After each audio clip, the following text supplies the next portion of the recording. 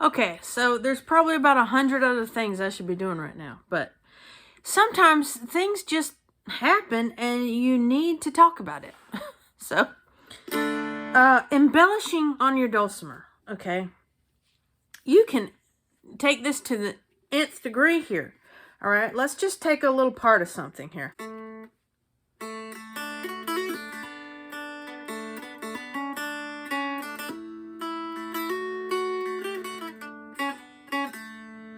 All right, so let's just take that, all right? That is, if you don't already know, Arkansas Traveler.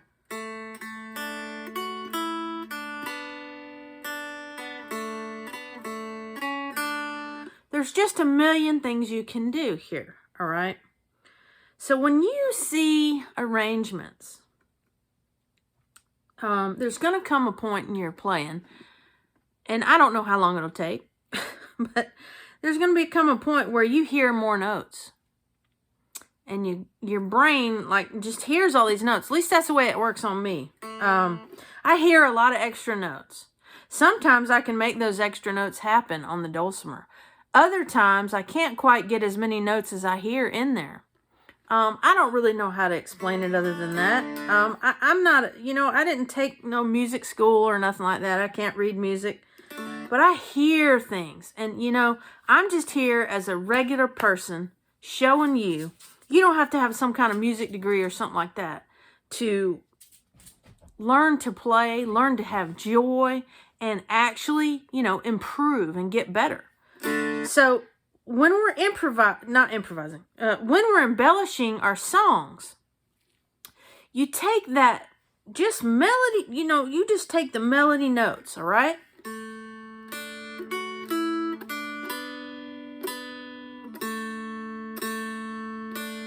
You can hear that and understand that, right? You can hear it. The first thing you can do here is just start adding extra notes. So it went. Okay, that's the first couple of notes. Let's just add a couple of notes. Let's just add another single note there. Right?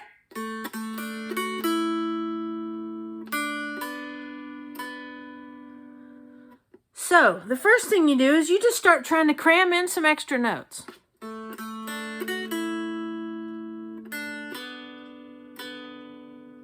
Okay?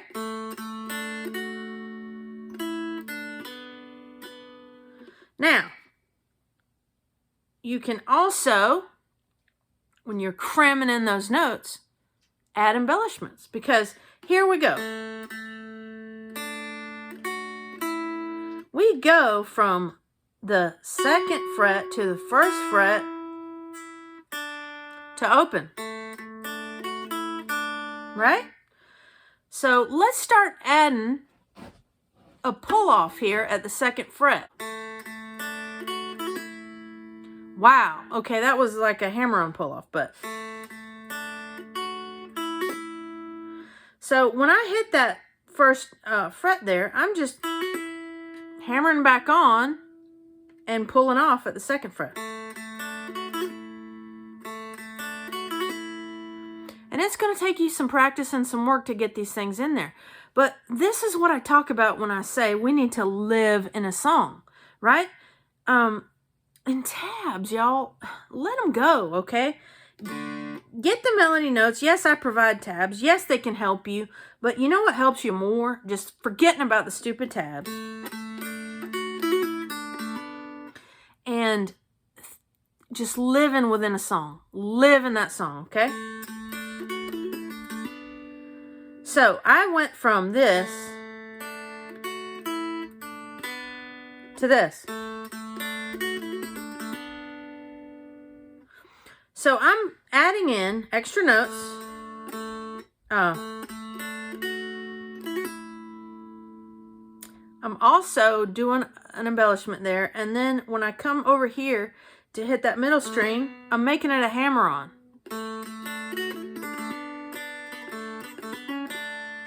There's just so much you can do.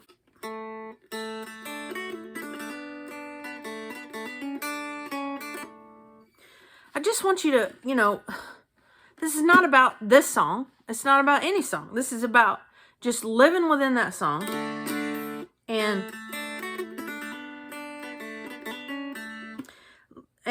cramming stuff in there. You can do so much. You can just add notes. If you don't like the embellishments, add notes. Okay, that didn't sound so great. But you know what? You can experiment around with them. So you go.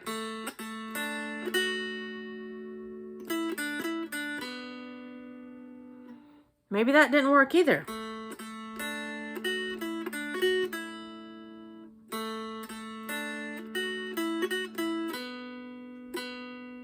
That might have worked.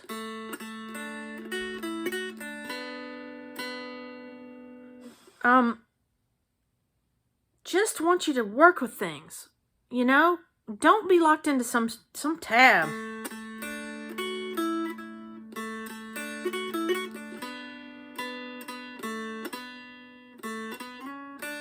Look, I did a slide there. There's just so many things you can do.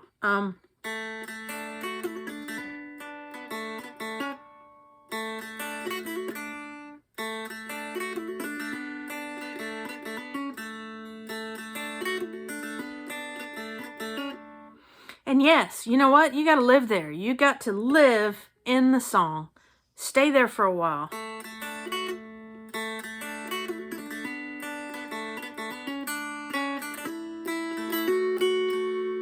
Here's another spot. Here's another spot. And I just filled it up full of notes, okay? So listen.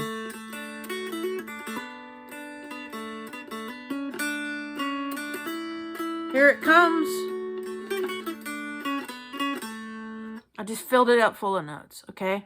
And, there's a method to your madness when you do this. You're not, I don't know how to explain it. It's not like you're improvising, but you're filling out the song, right? And, I told you I hear a lot of these things in my head, but that just gives me an idea to shoot for.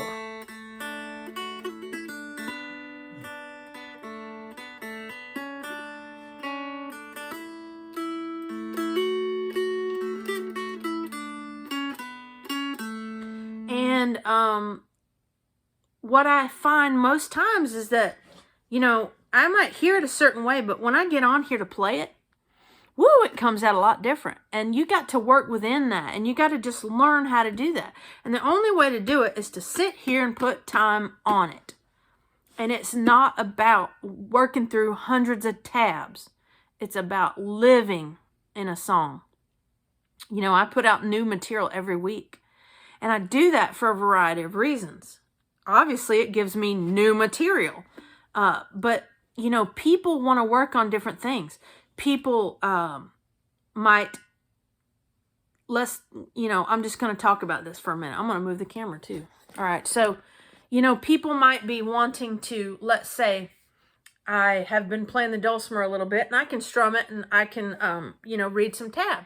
And I'm doing a barbecue. I'm going to a barbecue where I'm going to be playing for, a half hour, whatever, just plunking around to provide a little bit of entertainment for somebody.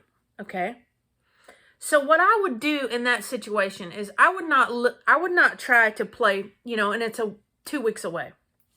I would not try to play one song that is tremendously embellished and beautiful and just, okay.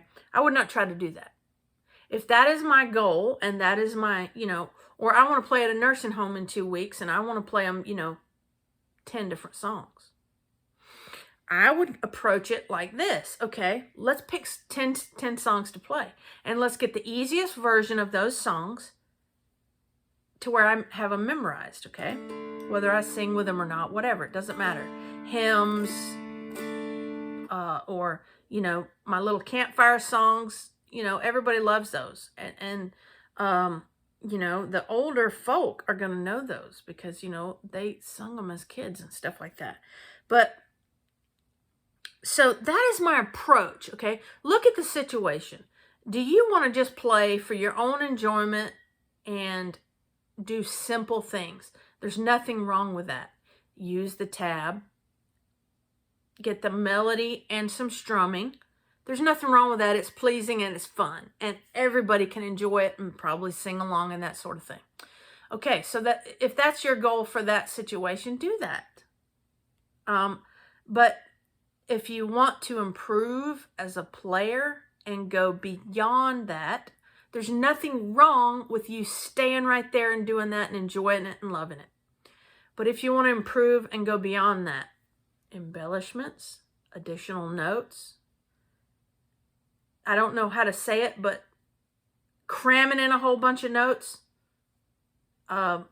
with some wonky timing sounds really cool. I don't know what they call that. Like I go like this where I'm cramming it in. That's cramming in a whole bunch of extra notes. And they're timed, they all sound right there. And you got to make sure they do there. This is more of an abstract lesson here, of course, but I want you to be, for those of you that want to go beyond all that, these are things for you to do. Quit getting so caught up in tab, okay? Sure, get the tab, get the basic melody version to where you have memorized it. If you have a hard time playing by ear and you can't find it by ear yet, you should be working on that. But if you can't do it yet and you want to continue to improve, you are smooth already. If you are not smooth and well-timed with what you are doing, trying to do all these extra things is going to jack you up. Don't do that, okay? We want to, if you can't play a beginner level easy song and be smooth and flowing, I'm not talking about speed here. I'm talking about you've got this hand timed right. And it's timed right with this one too, okay? If you're hitting your notes and sounding smooth, that's when it's time to start doing these things, okay? Yes, you need to learn your basics of your slide, hammer on, pull off as a beginner. Yes, of course. But to move you to that next level, these are things you need to start doing. So take the melody version. If you can't pick it out by ear, grab the tab. I've got tab for tons of stuff, and there's going to be tons more. Okay?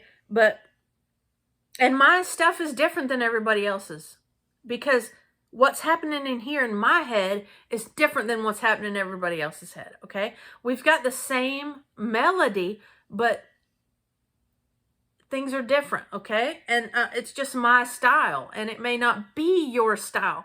And that's why I don't want you to be so dependent upon the tab. I want you to take the tab and improve on it.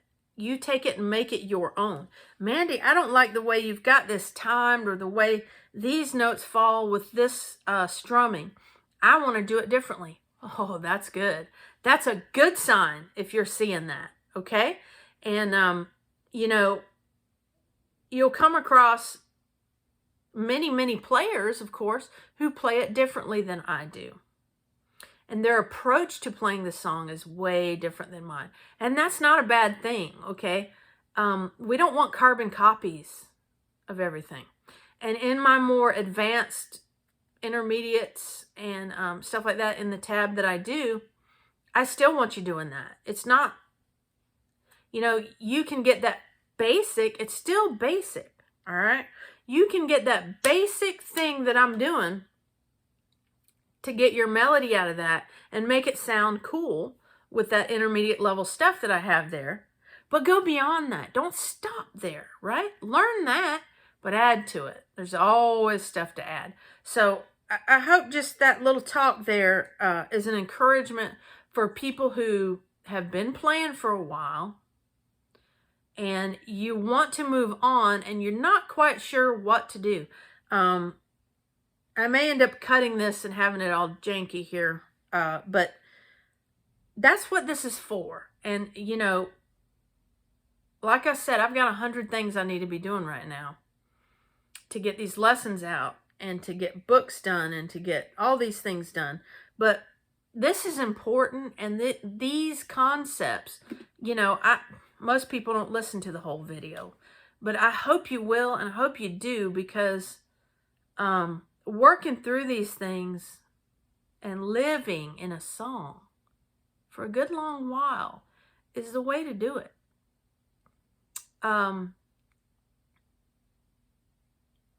It's impressive when somebody can play 100 songs. It is. I can't. You know, I can't memorize that many and keep them there. The ones I keep are the ones I play all the time and I work in and live in. Okay? So the first, you know, things that I have memorized are the first couple of songs I learned to play. Boy, I've got it memorized because I put in the time. Okay? And then songs that I really love, I've also put in the time on. And those are the things that I can play just off the bat, you know. And but it's important to start with this foundation of the melody of the song. If you start with this version of the song where I've got all these embellishments, all these extra notes, and you learn it that way, you're probably just going to learn it exactly the way I play it at that moment, because you never play the song the same. Over time, you'll pick up things and learn to do more on it and change the way you play certain songs. And that's what you want. So, okay, I don't want to get too crazy long-winded here, but I hope that you have picked out some things in this little talk and will use them to improve your playing, because if you do, then you will improve. You know, I'm not a professional, and I'm never, you know, I don't know that I'll ever be able to put in the time that I want to on any of these instruments. You know, I'd love to play for 5 or 6 hours a day. Oh my Lord, I'd love it. Boy, I'd get really good. But, you know, right now, all I can get in is between usually an hour to 2 hours. And that's because of a specific reason. I'm going to be doing some performing and doing some things coming up. But, you know, if you want to be a professional musician, you have to be able to put in 3+ hours a day on an instrument. And, you know, maybe someday I'll get to do that, and I will enjoy every moment of it because I love to play. And I love the little tiny, hey kitty, hey bear. I love the working within something. Don't you jump on me. I don't want a black bear on me. No. Don't jump on me, buddy. Don't fall either. We don't have the roof finished. But wherever I was, I just want to leave you with this. Don't jump on me, buddy. Lord, I don't want like a 15-pound cat jumping on me. I want to leave you with this message that I always leave you with. And that is just, always remember that Jesus loves you. Bye-bye, y'all.